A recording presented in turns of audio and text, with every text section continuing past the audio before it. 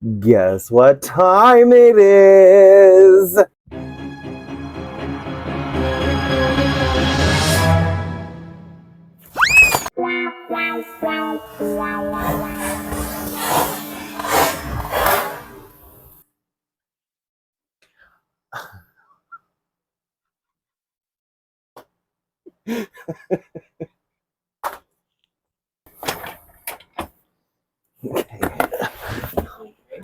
Yes. Lesson learned, don't use a rolly chair for balance.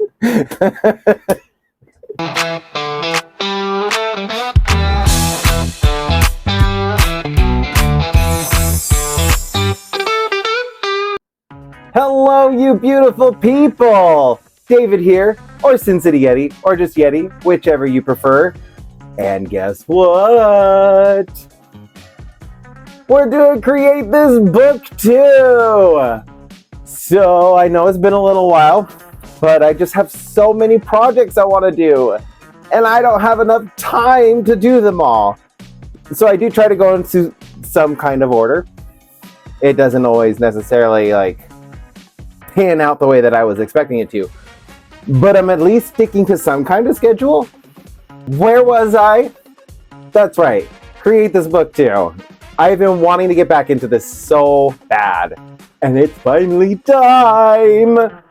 I have a couple prompts I want to do, so my goal is 3 for this video.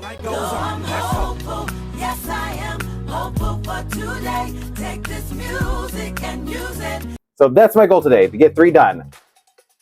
I hope I can do it.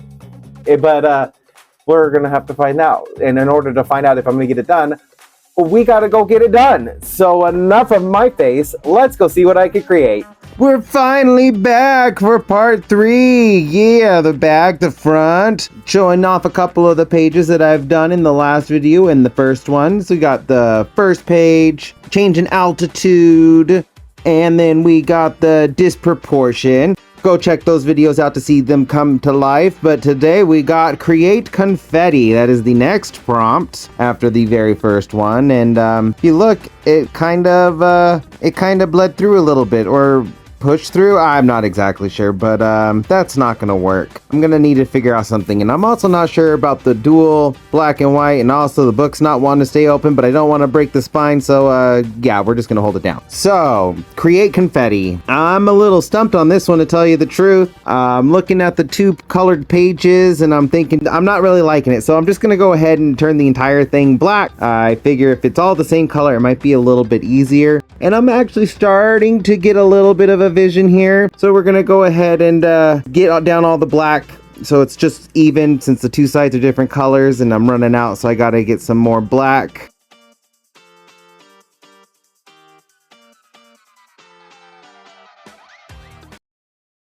Okay, well, I just wanted you to go inside of your little paint pot.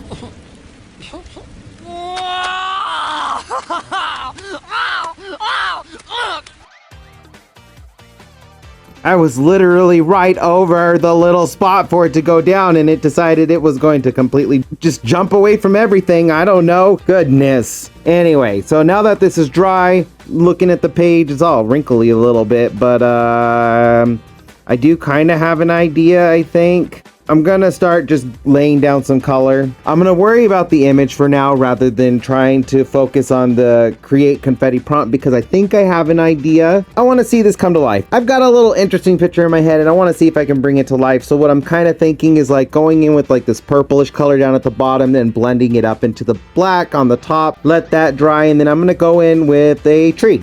Have you seen this tree? This tree has been extinct for 200 million years. If you have seen this tree, you may have fallen into a rift in the fabric of time. You will be trapped in the Mesozoic era forever. You don't need to worry about that though, because it's not going to be that kind of tree. So we're going to go down the tree, and then I'm just maybe I shouldn't have put the tree down first, because the sky's looking really empty with the tree branches going through it, and I don't really like the way that it's looking. And you know what? I'm kind of feeling the confetti prompt now, and I think aren't stars just the confetti of the sky? So let's get some sky scenes down, and now I'm kind of getting into this confetti vibe. So we're going to be putting in all these little space elements, and I'm thinking kind of like a supernova exploding outwards, going in with these like electric blues and hot pinks, and I'm kind of liking that. So now we got to lay down some stars to really sell this night sky vibe that I'm going for. And I'm not one to like splat paint for stars, so yeah, I'm gonna hand dot every single one of these stars. There's probably, I don't know, a couple hundred, maybe 1,000 on this page. I don't know. I sat there for like an hour and a half, 2 hours, just getting lost in making all these little stars. Look at them. There's probably hundreds. I don't know, but I kind of like the way that this is looking. Got all the different stars and this like nebula exploding in, and now it's kind of making this tree feel a little dull and lifeless, and I need to zhuzh it up. Something so inadequate it requires a sacred zhuzh. I'm kind of touching up the different branches, bringing in the hot pink and the electric blue from the sky, putting it on the tree, treating the hot pink as if it was the shadow, like maybe there's a glow from the ground coming upwards, and I'm gonna have all the little bark outlined. I thought that would be a cool way to kind of like create the texture for the tree, just outlining the bottom of it where all the bark is with this like super hot pink, and I'm really digging how this is looking. And now that we got the hot pink down, it's definitely time to come in with the electric blue, just to kind of like have like this glow of the sky shining on top of the tree. So like you got this underglow and this top glow, and they're kind of like on opposite ends of each of the branches, and I'm really digging this. I like the way that it's looking, the way that it's coming down. It's got this kind of eeriness about it, but really like cool at the same time. Not really sure what it has to do with confetti, but we're just gonna go with it. And then like the next thing I went with was a chameleon, because I don't know if you've ever actually seen a chameleon change, but when chameleons change, like some of their scales almost look like little pixels, and it kind of makes me think of confetti. So like the animal that I associated with confetti was a chameleon, and I'm like, yeah, let's go with this chameleon. I have this chameleon down now, its tail's wrapped around the tree, and it's reaching up for the sky. And I'm kind of liking the holes in its body, so I want to play into that little hole too. Okay, yeah, just fling that anywhere. I don't know what in the world is going on, but like, my hands just... Yeah, look at that. Okay, bye. I guess I didn't want to use you anyways, brush, to begin with. Trying to escape, whatever. So yeah, that happened. It just mixing the colors together, and I decided I was gonna fling the brush. I don't exactly know what it got caught on, but then I had to go and clean everything because it did get paint all over the carpet, and I can't let that set in. Shout out to whoever suggested acetone, because it worked. So anyway, going back into this chameleon. So I got this chameleon up, and I'm like, I like the color match, and I'm looking at their feet, and this is where I was like, their feet don't look real. I don't like the way their feet look. I never actually like just sat there, looked at a chameleon's foot before, at least the back foot. Like I already knew what the front feet looked like, but the back feet, like I don't know, something about it, I didn't like it. The way that their foot end, I don't know. David, why are you making fun of chameleons? That's just the way they're built. I'm built different. Stop making fun of the way they're built. So, going back in with this chameleon, I'm kind of beefing up its appendages because they were definitely looking a little too sickly. So adding some meat onto them and making sure they got the right amount of toes, going in with some of the highlights and the lowlights, and just bringing this animal to life with texture, even though it's definitely not going to be alive. Like, did you see the giant hole in the side of its body? Animals can't live through that. In my world, this creature is still kind of alive. Look! Just a flesh wound. Maybe not alive once you see the end of it. Going in with all those little like shadows and highlights, really like make it feel alive. Adding in some teeth, and then because I felt like you could see inside of the chameleon, I decided to like add some ribs, and we're gonna highlight those, touching up its head and its face, and I'm really liking how this is coming along. So now we're gonna go tie in some extra colors from the sky, and then also give it its own color so it can stand out on its own. So I went in with a little bit of green to kind of like punch up the blue a little bit. And then I decided with the green, we're gonna add in a little bit of contrast color with the pink to really like make the green pop. And I'm really liking this. As you can see, like it's all looking good. It's complete. I like the way that this is looking. It's very cohesive, but there's one thing missing, and that's the where's the confetti? So I have this idea. Oh, by the way, if you're afraid of spiders, look away for about 20 seconds, 30 seconds, I don't know. I'm sorry that was such a short warning, but this is kind of the vibe I'm going for.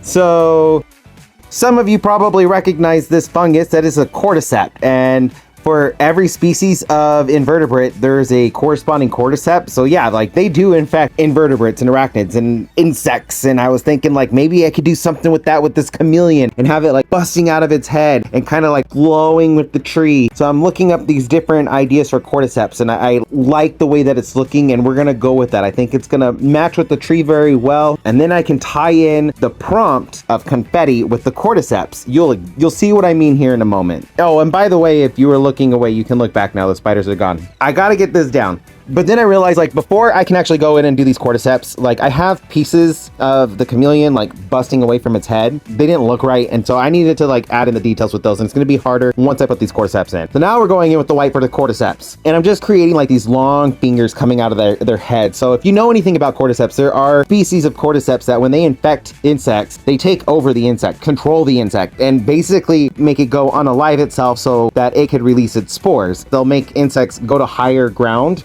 above where they're typically at, so when the spores come out, they're going to fall on top of their peers. Some of them even make them jump into water and go that way, and that's how the spores are released. They are crazy fungus. I thought that would be kind of fun, and maybe have the spores of this cordyceps that I'm painting in be the confetti. That was intense. The animal I associate with confetti being taken over by a fungus, which is also kind of like sending out confetti when they're trying to reproduce. And yeah, I went in with this like yellow, pink, purplish color because I wanted it to look like it was glowing, and I really like the way that this is like looking. Everything looks super glowy and like its own light source, and that's kind of what I wanted to go for. So now for the confetti, I decided I'm gonna go with this glitter. Please do not make fun of this glitter. This glitter has been with me through a lot. Like it is 25 years old. I got this, I think, for a high school project when I was a freshman, or maybe even in the 8th grade. I don't remember. It has been in my art stash forever. Yeah, and I barely used it, so it definitely needed to get used 25 years later. Like, I mean, who's really counting? It's good, right? It still shines. So I got it out, and I didn't want to just like pour it on, because the issue with glitter when you pour it onto something and why it will break away and flake away so much is it's not all laying flat. Some of the glitter also like stands up and then dries in the glue that way, and it's more likely to bust or fall off if it is at a weird angle. And so just to kind of like keep that from happening, I literally went in and placed every single flake down so it was laying flat. And it may have taken me a while, but I really like the way it came out. So we're gonna clean this up. And look at this. I wish the camera could do a better job of picking up the glitter and the shine from the glitter. It really steals the show. It ties everything together so well, and I really like this. So yeah, this is my confetti page. I think the colors are perfect. It's just, I'm so happy with this page. There we go. We could get a little bit of a better picture of the glitter. It's just, chef's kiss. Isn't this beautiful? And now it's time for the next prompt, but this one is chosen by you. So I put up a poll, and we got create bleed, create string decor, create randomness, create peace. And I really for a second thought randomness was gonna win, but nope, create peace won, I think like by 1 or 2 votes. So it was really close. But now we gotta go to the create peace page. So we got this page, and I'm just gonna go in with colors that I find peaceful. And I'm actually like pulling from my childhood on this one. Pink and purple were my favorite colors when I was a little kid. So we're gonna go in with some pinks and purples. And I'm just kind of like laying down a base coat, helping these colors, you know, going from the lightest furthest away to the darkest is the closest, kind of like trying to like not lay down too much wetness at once, because I don't want the pages getting too messed up and crinkly, but I also want to make sure like you're not seeing through the page, through the paint. So like I painted over part of the create piece, but I need to go over it a couple of times just because it's still showing through. And I'm thinking like we're looking at a lake, and this is like maybe a sunset, and I want to capture that peacefulness from the sunset. So we're going in with like these nice soft pinks and soft yellows, adding a glow into the sky, making the land of this really nice purple color. And I'm kind of digging this. This is such a peaceful combination for me. It's so pretty. I like visually, like this is so super pretty. And I'm trying to map up like where I'm gonna put the sun. I was very torn on if I really wanted the sun like in the middle where the crease of the book is, but I felt like that would be the best spot for it. It's kind of like where the glow was sitting naturally after I went through everything. Also trying to like help with these little crinkles a little bit because I don't want to reinforce them when I repaint. So that's what I'm thinking with this, but I also got this forest, and I'm thinking of making the forest like this burgundy color. I also want to like go more in with this hot pink and the orange and thinking like doing the foliage of the trees, the leaves with those colors. Yeah, I really like that, but I don't know why I'm talking about the forest yet because Hey, hang on, I'm getting ahead of myself here.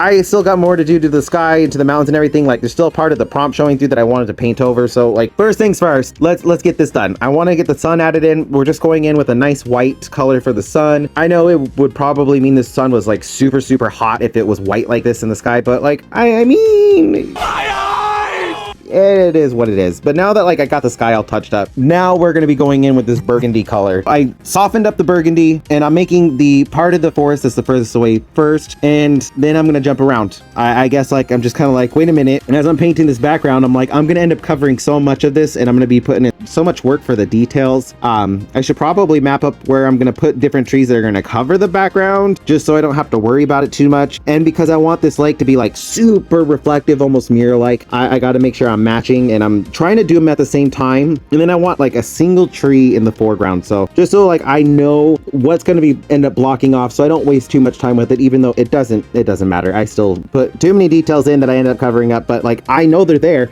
and now you know they're there too because you're the one watching this video. So like, yeah, there we go.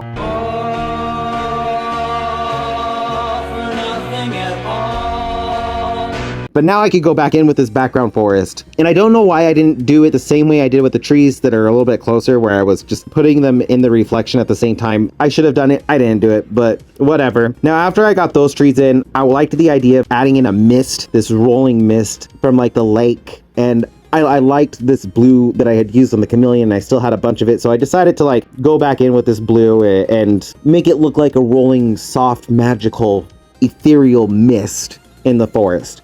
And I do like the vibe that it gave. But now I got to put in all of the work for the reflection. So I added in the mist first, and now I'm adding in all of these little trees, and I'm trying my best to match them up. Like, they're not going to be perfect, but I put in a really good effort of trying to line them up and make it match exactly the way it was above, as above, so below kind of thing.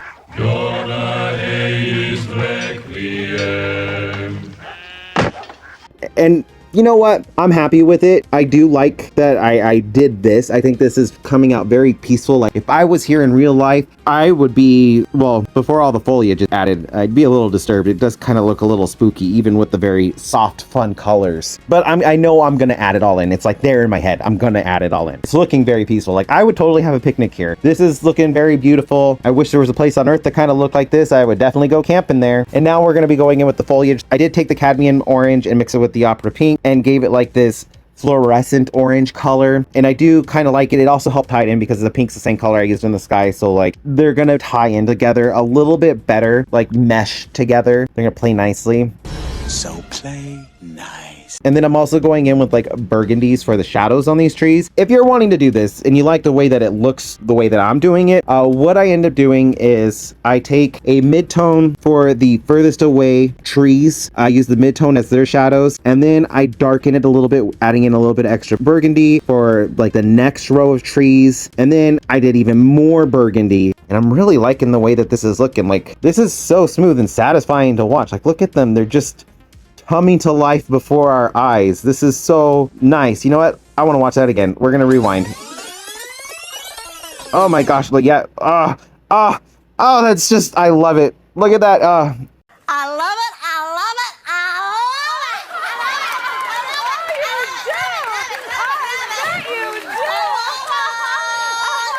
love it. Okay, so anyways, stop playing around. Now I'm going in with more of the midtones to kind of like help the shadows sit in the background of these trees, but make them feel a little bit closer. So like the mid-tone is the shadow in the furthest away, and then I am gonna go in with highlights to just add in a little bit more dimension. And I'm just adding in more shadows, like darker colors for the shadows, the closer I get. So it's just in different layers. And I really like the way it looks, and it does give it such a good dimension. Like look at this, it's starting to look like an autumn scene. I don't know if the trees are gonna be like this orange color year round in this place, but for right now, whatever time of day this is, with those oranges and the pinks in the skies, and then just those cool tones of the landscape, the mountains behind it. It just looks so pretty. The color combination, at least to me, is fantastic. I love this. So I'm just kind of punching up the colors. Just the different values that you add is really going to like bring things closer. You just naturally, you see more details the closer things are. So you kind of like force that perspective. and it really adds great dimension and depth to whatever you're working on. So now I'm just kind of like adding in more of the highlights and more just regular oranges. And as you can see, each of the trees now, they're getting different shapes. They're looking like the sun is shining through them. You can see bits of the landscape behind them through the branches, but they also look full of life. And I'm going in with the brighter highlights, and I really like them. And I added in a yellow for the highlights with this. It's beautiful. And it tied in the little bit of yellow I used in with the sky. It just, I love the way it's looking. So now I felt like the landscape was looking a little barren. So I'm just kind of like going in and adding in some different details to the pine trees. I brought in some more highlights and lowlights with them as well. Most of them are in the background, so I didn't go too crazy with it. And now the next part is like, I needed more plant life. It looked very bare, almost like a fire had gone through it. I didn't want that look. No fire for me. I decided to just like add in like little plant life, like little shrubs, flowers, things like that. It is a good strawberry. I like the laurels particularly. They're just represented by like really simple little dots and clusters, just to kind of give that illusion of more plant life. This piece took me so much longer than I was planning on taking on it, but I kind of just got like lost in this zone. And hopefully you don't blame me for it, because this is the reason why there's only 2 prompts done this week. Spoiler, I know. And I decided to go in with like these little crystals. I felt like they just felt right. This place felt magical. So I just did like little simple crystals in the background, added in some details on the foreground one, gave it the same kind of like glow from the chameleon in the first one with those pinks and the electric blues, and I really like it. It feels natural here, so I'm glad I did it. Now we got to do this tree in the foreground, and I'm going in with the very darkest color for the shadows, which is just pure burgundy. Didn't mix it with any oranges. It's just burgundy for the shadows. And now I'm kind of going in using the same oranges that I did in the trees further back. So I did the shadows from the first one back first, and then I started moving into the mid-tones, because you got to have a higher range of values for the closer things to make them feel even closer, especially when things are the same color. The further range you add to things, it's going to help them stand out from things that are the same color. All these things, the things. I'm sorry if you don't understand. But as you can see, like, it's really helping the tree pop apart from the trees in the background, even though they're all the same color. And I really like this, but it's missing something, and I think I'm gonna add it right here. Just one little thing, a butterfly. I didn't want to go crazy with animal life here. It felt like it was just gonna make it feel too busy, because there's already so many plants and it feels so calm and peaceful. The only thing I would expect to kind of see would be a butterfly. And I'm gonna go in with more vivid colors of the pinks to kind of help it stand out, but I do want to tie in all the colors from the background. I think it would just help the butterfly feel more natural in this landscape if the colors matched a little bit better. So I'm just going in with some blendy work, having some fun, mixing the colors together to see kind of like what works and what I need to do, like if I need to brighten something up, if I need to tone it down. Then I'm going in with some like veining. I probably should have looked at a reference. I know I talk about using references, but I didn't really have a reference for a butterfly this color, so I just kind of like skimmed through some pictures and was like, okay, like I have a basic idea of the veining, and I just kind of tried to mimic that the best of my abilities. And I really do like it though. Like even without the reference, I think this butterfly came out so nice. Its colors are so pleasing, almost kind of looks like stained glass, and it matches this background so well. Anyways, now that that's done, it's time for the review. So like, yeah, let's go check out this final review. So I may not have gotten 3 done, but I hope you guys are okay with 2. I was really wanting to get 3, but I kind of got lost in one of the prompts. And I hope that's okay with you. I hope I still did a good job. I freaking love them. This. Oh, look at the glitter. I love this one so much. Way better than I was expecting. And can you believe, like, I got so hung up on using glitter or paper or painting it in. I didn't know what to do. Like, this ate up a little bit of time, but totally worth it. Look at that. Also, like, I don't know if it's going to show up, but look, the spine's breaking in. I've even had to, like, go in with, like, this really weird glue to kind of hold the spine together, but the spine's finally breaking. But you don't care about the spine.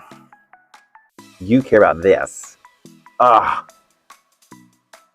This one is I think this might be my current favorite page. And there's a reason that it's like my current favorite, and it's just because the color scheme. Like, I have always loved purple. I have always loved purple so much, like I pulled out some of my childhood drawings that I could find. So like, flowers, rainbows. These are all done when I was like 3 or 4 years old. Everything had a face. Everything was a creature. This rainbow looks like it has seen some better days or wants to talk to your manager. But when I was little, everything looked super happy. I love these little pumpkin guys I did. Little David was so creative, and look at that sun. He's just happy to be here. I don't know what's up with this like oven mitt flower, but it's kind of cool. I had a thing for tulips apparently too. I also don't know what's up with the flying sombrero. Like, I don't know. More butterflies, look at that. So like, I was definitely channeling my childhood. This was like put with my favorite stuff, so I'm guessing I really like this one. Fireworks show over pretty flowers. This is a thing of my likes. So like, I liked to pick flowers. I liked the sea dragon ride at the county fair. Very interesting rainbow. Even though I'm not including all of the colors, I like how it's at least in order. Like, I mean, yellow, orange and yellow should be between red and green, and then blue between green and purple, but all the colors are in order. Look, it's a little me. I was 5 years old. But this is what I was wanting to show you, the All About Me page. Favorite color was violet. It was purple back then. And then the best part of kindergarten is the painting. So I've always been into art and painting. Funny how that's really stuck with me. My favorite dinosaur in my favorite color. And I was curious what you all would think about me maybe redoing this painting. Well, redoing this art with my current skills. So this would have been when I was 7 years old when I made this. So what do you think? Should present day David redo the Stegosaurus? I think I could do a little bit of a better job. Anyways, this video is long enough. You're probably tired of my face and got other videos to be watching. So yeah, be safe out there. Don't get lost. Don't get stolen. I hope you all have a wonderful day. Bye, you beautiful people.